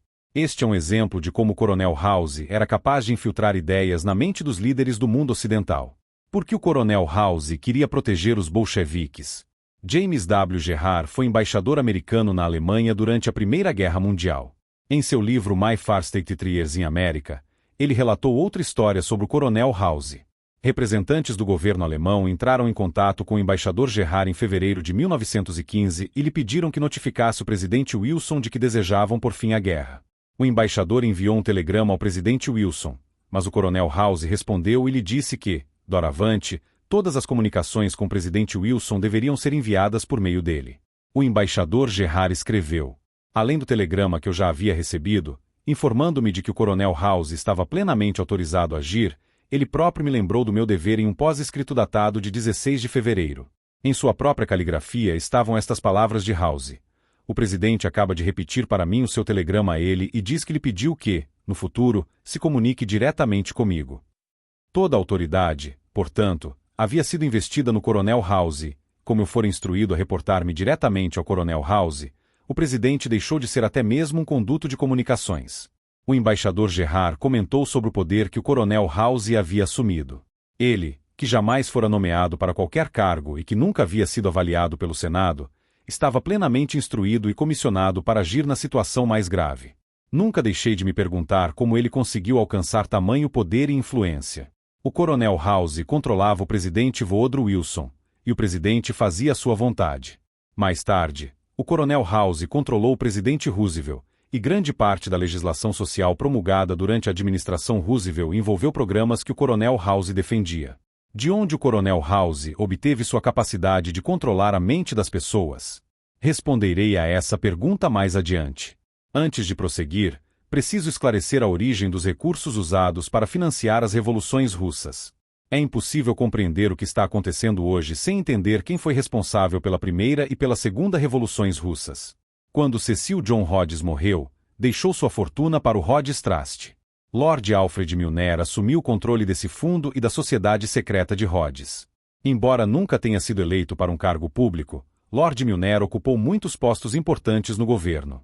Durante os primeiros 2 anos e meio da Primeira Guerra Mundial, seus agentes ocuparam posições-chave no governo britânico. Quando Lloyd George se tornou primeiro-ministro, os homens de Milner assumiram o controle da Inglaterra. Lloyd George recrutou uma equipe para ajudá-lo a governar. 4 dos 6 membros de seu secretariado eram membros da The Round Table, que era uma organização de fachada para a sociedade secreta liderada por Lord Milner. Em 24 de fevereiro de 1917, a revista The Nation publicou um artigo discutindo o secretariado de Lloyd George. Um pequeno corpo de Illuminati, cuja residência fica no jardim do primeiro-ministro, e cujo negócio é cultivar a mente do primeiro-ministro. Esses senhores não representam de modo algum o gabinete do serviço civil. Eles pertencem antes à classe de empíricos itinerantes do Império, que chegaram com Lord Milner e cujo lar espiritual está situado em algum lugar entre Balliol e Heidelberg. Lord Milner visitou a Rússia em fevereiro de 1917, pouco antes de o czar ser deposto. Em seu livro Czar's End Revolution, Agolevich citou fontes responsáveis que afirmavam que Lord Milner financiou a Revolução de Março. Sir George Buchanan era o embaixador inglês na Rússia na época da Revolução. Em seu livro My Mission to Moscow, ele dedicou 16 páginas a defender-se das acusações de que ele e o governo inglês eram responsáveis pela Revolução de Março e pela morte do czar. Após a Primeira Guerra Mundial, essa acusação foi feita por vários observadores bem informados, mas, curiosamente, hoje jamais é mencionada. Por quê? Seria porque existe um esforço consciente para nos convencer de que Jacob Schiff financiou a Revolução Bolchevique? A revista The Round Table era publicada pelos membros da Sociedade Secreta de Milner. Pouco depois da Revolução Russa, a revista publicou um artigo afirmando que a Primeira Guerra Mundial foi uma guerra de libertação, sugerindo que o fim da monarquia na Rússia havia libertado o povo. Após a Revolução Bolchevique, Lord Milner enviou Bruce Lockhart à Rússia como seu emissário pessoal. Em seu livro British Agent, H. Bruce Lockhart descreveu um incidente que presenciou. Outro novo conhecido desses primeiros dias na São Petersburgo bolchevizada foi Raymond Robbins, o chefe da missão da Cruz Vermelha Americana. Embora ele próprio fosse um homem rico, era anticapitalista. Até então, seus 2 heróis haviam sido Roosevelt e Cecil Rhodes. Agora, Lenin havia capturado sua imaginação. Robbins era o único homem a quem Lenin estava sempre disposto a receber, e o único que conseguiu impor sua própria personalidade ao líder bolchevique desprovido de emoções. Retornei de minha entrevista ao nosso apartamento apenas para encontrar uma mensagem urgente de Robbins solicitando que eu fosse vê-lo imediatamente. Encontrei-o em um estado de grande agitação. Ele estivera em conflito com Saalkin, sobrinho de Trotsky e então comissário assistente para relações exteriores.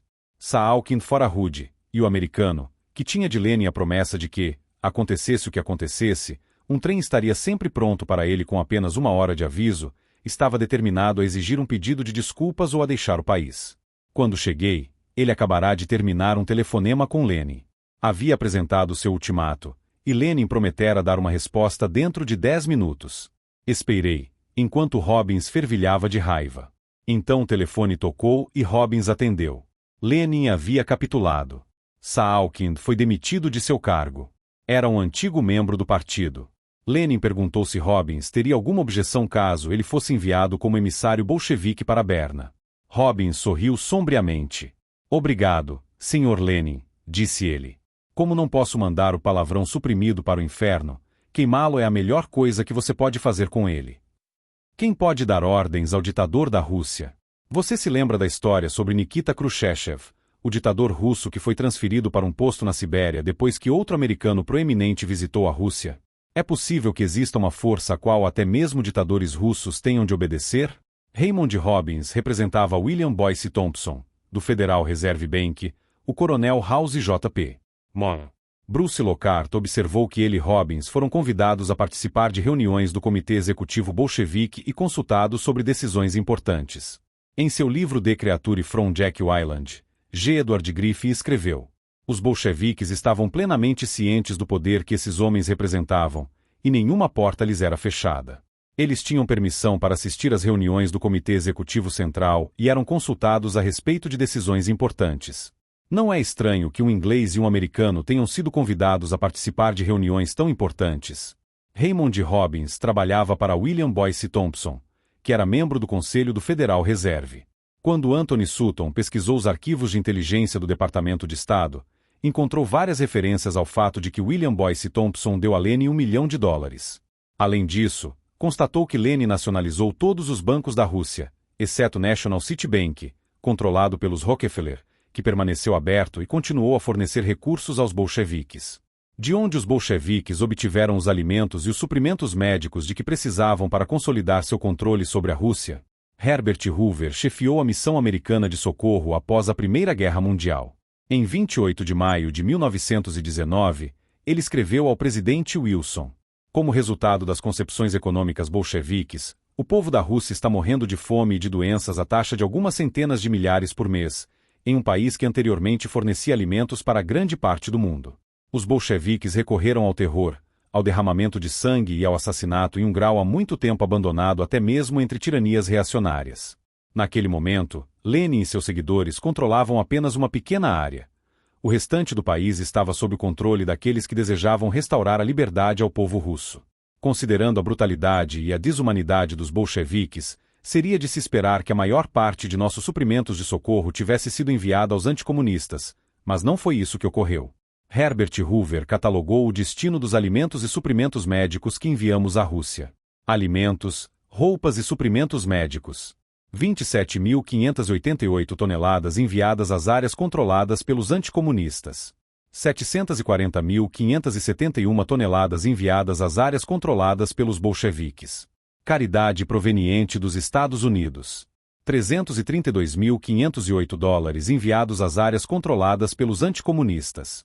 $55.994.588 enviados às áreas controladas pelos bolcheviques. Esses números superam amplamente os $20 milhões que Jacob Schiff supostamente teria enviado aos bolcheviques, e ainda assim as estatísticas de Herbert Hoover jamais são mencionadas atualmente. Para facilitar o comércio, os bolcheviques precisavam de um banco internacional. Eles selecionaram vários ex-banqueiros czaristas e representantes de bancos alemães, suecos e americanos para compor seu conselho de diretores. Os recursos para o Banco Soviético vieram da Inglaterra, e o diretor da divisão de câmbio estrangeiro do Banco Bolchevique era Max May, vice-presidente da Guarante Trust Company, um banco de J.P. Morgan. Assim, constatamos que banqueiros britânicos e americanos controlavam em grande medida o Banco Central dos bolcheviques. O general Wrangel comandou o exército branco-russo no sul da Rússia. Suas forças estavam derrotando os bolcheviques até que agentes britânicos lhe ordenaram que retirasse seu exército para o Mar Negro e deixasse a Rússia. Foi-lhe dito que, se recusasse, eles cortariam sua fonte de suprimentos, e seus homens pereceriam. Agentes ingleses destruíram os aviões que ele havia adquirido e, Por fim, o general Wrangel foi forçado a abandonar seu esforço para libertar a Rússia. O almirante Kolchak liderou o exército anticomunista na frente oriental. Ele também estava derrotando os bolcheviques até que seus suprimentos foram cortados por financistas britânicos e americanos que vinham financiando sua campanha. Uma vez que os bancos obtiveram de Lenin as concessões econômicas que desejavam, deixaram de apoiar seus inimigos. Em sua obra em 3 volumes, Western Technology and Soviet Economic Development, Anthony Sutton documentou o fato de que o comunismo russo tem sido financiado por bancos e corporações ocidentais desde o seu início. Em seu livro Wall Street and the Bolshevik Revolution, ele documentou o fato de que bancos ligados a Rockefeller e Morgan forneceram empréstimos aos bolcheviques, enquanto a indústria americana lhes forneceu as fábricas e a tecnologia de que necessitavam. Westinghouse, Henry Ford, Averil Harriman, Arm Hammer, Exxon e outras empresas americanas construíram a infraestrutura que permitiu à União Soviética sobreviver. A mesma coisa está acontecendo hoje. Em 1983, John Lehman, secretário da Marinha, disse à turma de formandos de Anápolis: "Em poucas semanas, muitos de vocês estarão olhando, através de apenas algumas centenas de metros de água, para algumas das tecnologias mais modernas já inventadas nos Estados Unidos. Infelizmente, elas estão em navios soviéticos."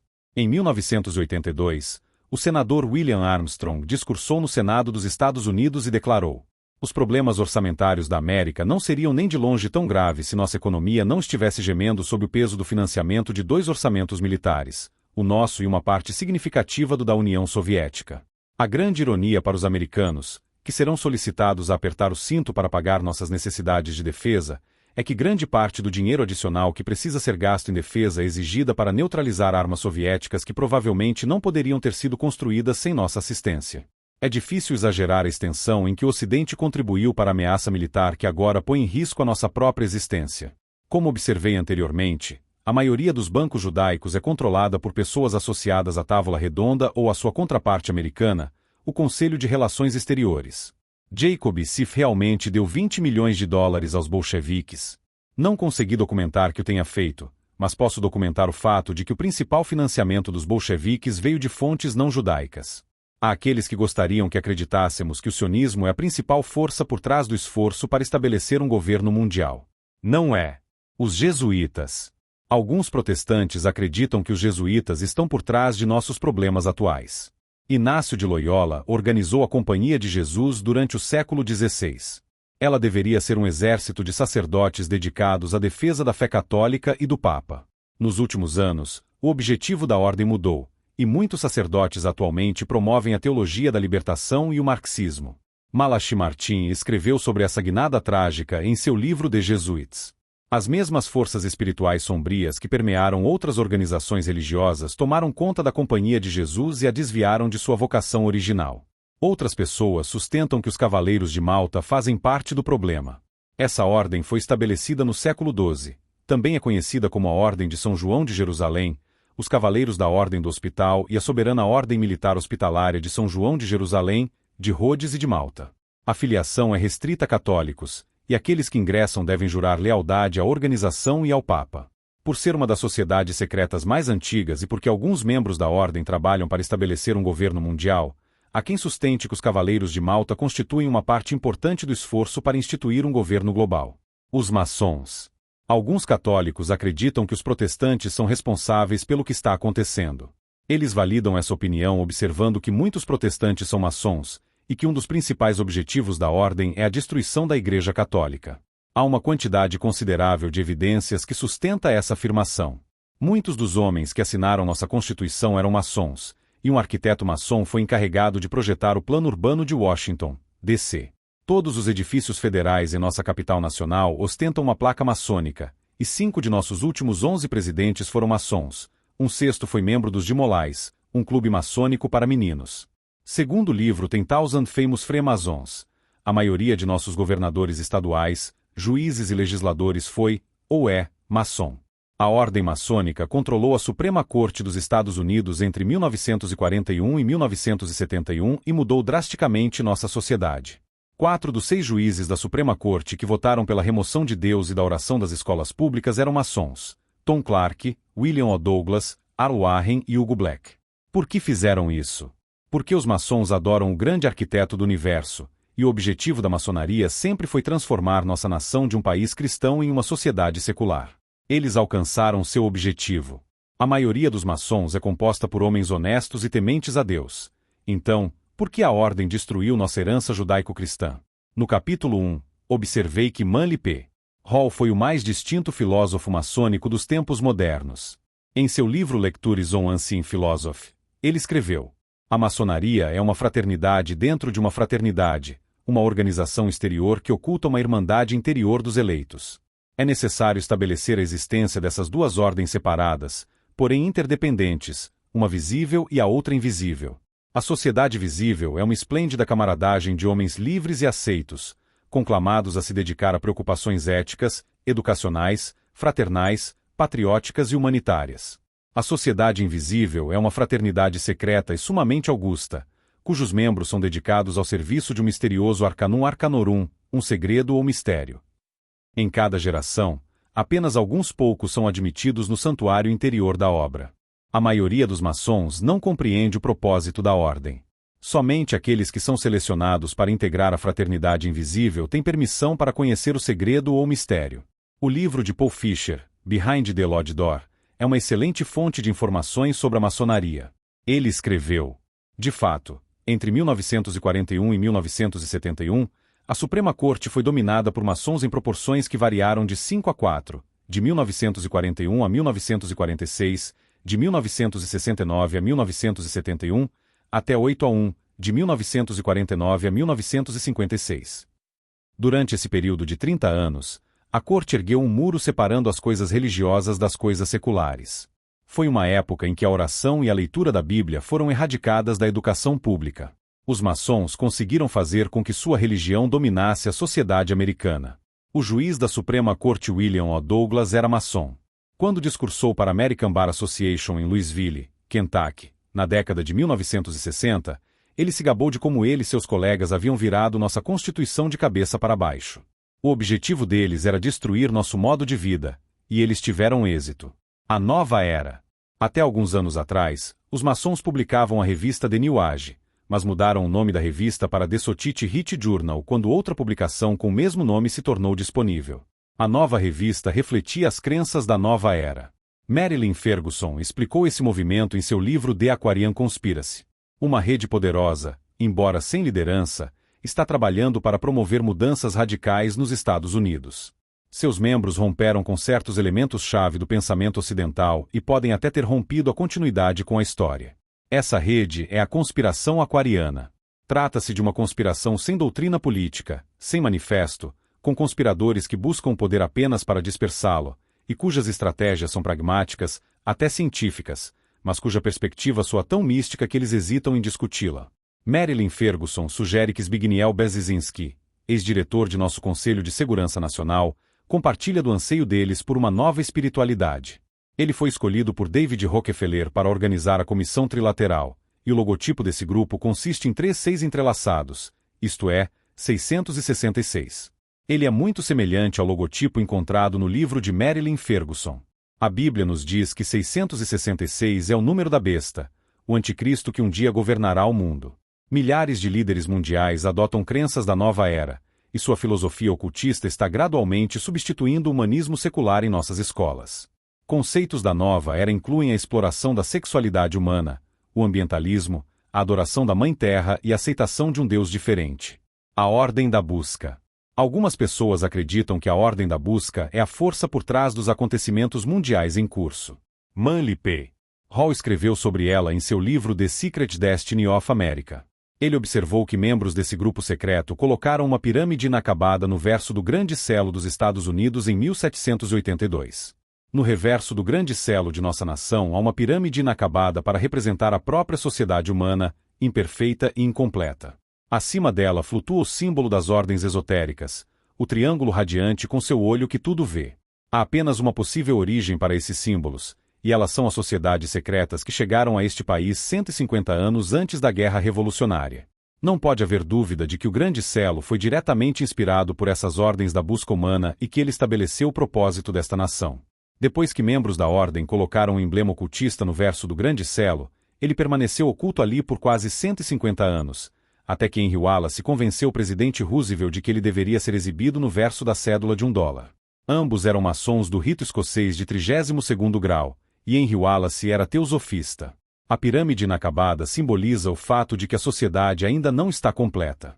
Segundo Manly P. Hall, os Estados Unidos estão destinados a restaurar o legado da Atlântida perdida, a gloriosa civilização sobre a qual Platão escreveu em seu livro A República. Manly P. Hall afirmou que a Ordem enviou adeptos para cá logo após os peregrinos desembarcarem em Plymouth.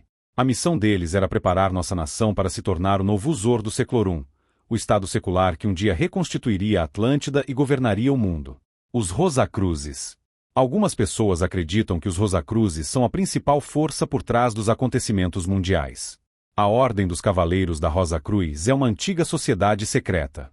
Ela se originou com Christian Rosenkreutz, um cavaleiro alemão que viajou ao Oriente Próximo para estudar magia oriental. Quando morreu em 1484, ele transmitiu seu conhecimento arcano a 8 discípulos que juraram nunca revelar seus segredos fora da ordem. Assim, as crenças esotéricas dos Rosacruzes permaneceram ocultas ao longo dos séculos, embora sua teologia seja muito semelhante aos conceitos tanto dos gnósticos quanto dos cabalistas. Os três grupos afirmam que as escrituras sagradas revelam apenas parte da verdade e que, para compreender a sabedoria perene, é necessário estudar seus ensinamentos. Existem hoje 4 seitas Rosacruzes. Uma delas opera o Templo Rosacruz em San José, Califórnia. Albert Pike nos diz que todas as religiões de mistério buscam a palavra sagrada que foi perdida. Foi essa mesma lembrança, preservada, ou talvez profanada, na célebre Ordem dos Templários, que se tornou, para todas as associações secretas, da Rosa Cruz, dos Iluminados e dos Maçons Herméticos, a razão de seus ritos estranhos, de seus sinais e, sobretudo, de sua devoção mútua e de seu poder. Qual era a fonte do poder desses grupos? Era o seu conhecimento secreto. Skull and Bones. Muitas pessoas acreditam que Skull and Bones é a principal força que controla o mundo. Ela foi organizada em 1832 como o capítulo 322 de uma sociedade secreta alemã e manteve suas tradições ocultistas operando como uma fraternidade na qual juramentos secretos e costumes bizarros são aceitos como normais. Algumas pessoas acreditam que ela foi uma extensão dos Illuminati, embora isso não possa ser provado. Tudo o que podemos afirmar com certeza é que os Illuminati continuaram a existir muito depois de terem sido proscritos, e Adam Weishaupt morreu apenas 19 anos antes de Skull and Bones ser fundada na Universidade Yale. O grupo é conhecido por muitos nomes. Algumas pessoas o chamam de a Ordem, outras se referem a ele como a Irmandade da Morte, outras ainda o chamam de o Estabelecimento Americano. Até onde se sabe, não existem outros capítulos nos Estados Unidos. Por mais de 165 anos, famílias proeminentes enviaram seus filhos à Universidade Yale para se tornarem membros de Skull and Bones. Uma vez iniciados na fraternidade, eles têm asseguradas posições de destaque na vida. Muitos se tornam banqueiros, capitães da indústria ou políticos. Todos os membros de Skull and Bones ajudam seus irmãos a progredir na sociedade. Um exemplo é a família Bush. Prescott Bush ingressou em Skull and Bones em 1917. Seu filho, o presidente George H. Bush, foi selecionado uma geração depois. Seu neto, o governador George W. Bush, foi iniciado 2 gerações depois. Apenas 15 candidatos são selecionados a cada ano, mas, uma vez membros, eles passam a fazer parte da elite governante. Muitos membros de Skull and Bones ingressaram no Conselho de Relações Exteriores. Eles fazem parte do pequeno grupo que controla essa organização. Skull and Bones controlava o jornal de Yale para que ninguém pudesse criticá-los. Em 1873, um grupo anônimo formou um jornal independente chamado Iconoclast Noclasclaskik e escreveu: "Falamos por meio de uma nova publicação porque a imprensa universitária está fechada àqueles que ousam mencionar abertamente Bones." Há mais de 40 anos existe no Yale College uma sociedade secreta chamada Skull and Bones. Observando os homens eleitos ano após ano, constatamos que eles são escolhidos com um objetivo distinto em vista, a saber, obter para a sociedade o maior número de honrarias. De cada turma Skull and Bones escolhe seus homens. Eles saíram para o mundo e se tornaram, em muitos casos, líderes da sociedade. Eles obtiveram o controle de Yale. Ano após ano, o mal mortal cresce. Nada mudou. As famílias Whitney, Phelps, Bundy, Lord, Rockefeller, Ahriman, Weyerhaeuser, Perkins, Stinson, Taft, Wadsworth, Gilman, Payne, Davison, Pillsbury, Bush e Sloane tiveram membros de suas famílias iniciados em Skull and Bones. Muitos desses membros pertencem ao pequeno grupo que governa o mundo de forma encoberta. A Sociedade Teosófica. Outros acreditam que a teosofia é a força oculta que governa o mundo. Helena Petrovna Blavatsky organizou a Sociedade Teosófica em 1875. Embora tivesse pouca educação formal, ela escreveu 2 livros que mudaram o mundo. Tanto a Doutrina Secreta quanto Isis Sem Véu lhe foram canalizados por Kotomi, um mestre espiritual que ela conheceu na Índia. Muitas pessoas proeminentes tornaram-se teosofistas após lerem seus livros. Arthur Conan Doyle, que criou Sherlock Holmes, era teosofista, assim como William Stead, o homem que ajudou Cecil Rhodes a organizar sua sociedade secreta. Thomas Edison foi um dos discípulos mais famosos de Madame Blavatsky.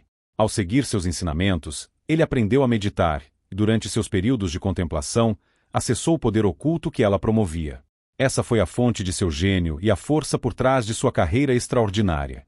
Por causa de sua dedicação aos ensinamentos de Madame Blavatsky, ele mudou o mundo em que vivemos. A Sociedade Teosófica existe até hoje. Ela possui bibliotecas tanto em Wheaton, Illinois, quanto em Ojai, Califórnia. Todos os anos, milhares de pessoas se reúnem para orar pelo conhecimento e pela compreensão que provém da sabedoria perene. Corinne McLaughlin e Gordon Davidson foram coautores do livro espiritual Politics, no qual discutiram a influência de Madame Blavatsky na cultura ocidental. Ao longo dos últimos 100 anos, a sabedoria perene se espalhou amplamente no Ocidente, começando com o trabalho da russa Helena Petrovna Blavatsky. Seu livro seminal, A Doutrina Secreta, publicado em 1888, sintetizou o misticismo cristão, judaico e islâmico com os ensinamentos orientais do hinduísmo, do taoísmo e do budismo, mostrando suas raízes comuns e comparando seus textos sagrados.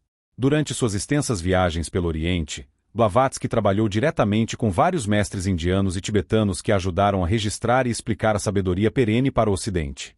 A origem do movimento da Nova Era, do ambientalismo, da apostasia cristã e do ocultismo contemporâneo pode ser rastreada até Madame Blavatsky e a teosofia. Você já se perguntou como Adolf Hitler tomou o poder na Alemanha, ou por que ele e seus asseclas massacraram milhões de seres humanos indefesos? Quase todo mundo já ouviu falar dos 6 milhões de judeus que pereceram durante o Holocausto, mas pouquíssimas pessoas ouviram falar dos outros 12 milhões que foram mortos nos campos de extermínio de Hitler. Como podemos explicar tamanha barbárie e o fato de que o conhecimento das mortes desses outros 12 milhões tenha sido suprimido? Adolf Hitler lia o livro de Madame Blavatsky, A Doutrina Secreta, todas as noites. Essa era a fonte de seu poder e de sua capacidade de controlar os outros. Após a guerra, Winston Churchill suprimiu os esforços para expor o ocultismo de Adolf Hitler. Por quê? Corinne McLaughlin e Gordon Davidson escreveram. Winston Churchill teria insistido para que a magia negra do partido nazista não fosse revelada ao público em geral após a guerra, e a promotoria aliada e os juízes em Nuremberg conscientemente ignoraram os aspectos ocultistas do enorme poder e da crueldade dos nazistas. Margaret Sanger era teosofista, e suas políticas eugenistas e programas de controle de natalidade foram produtos de suas crenças ocultistas. Henry Wallace era teosofista.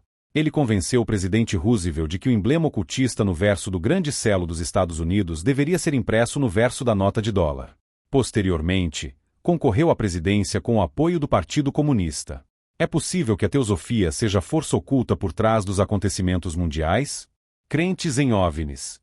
Milhares de pessoas afirmam ter visto objetos voadores não identificados, e milhões acreditam que o governo está encobrindo a verdade sobre eles. Minha esposa insiste que ela e seu pai observaram um OVNI pairar sobre um lago diante deles muitos anos atrás, e Chuck Missler escreveu um excelente livro sobre abduções alienígenas. Existem dezenas de grupos de apoio para pessoas que afirmam ter sido sequestradas por alienígenas. Relatos de círculos em plantações e mutilações de gado em todo o mundo sugerem que existem forças sobrenaturais que não compreendemos. Algumas pessoas estão convencidas de que os OVNIs são responsáveis por tudo o que está acontecendo no mundo, e alguns pesquisadores responsáveis acreditam que há um elemento de verdade nessa crença. Os OVNIs realmente existem. Eles estão, de alguma forma, relacionados ao desenrolar dos acontecimentos mundiais? Uma série de conceitos estranhos foi abordada neste capítulo. Como todas as informações apresentadas se encaixam? Você está prestes a aprender o Arcanorum, o segredo das sociedades esotéricas que foi mantido fora da visão pública desde o início dos tempos.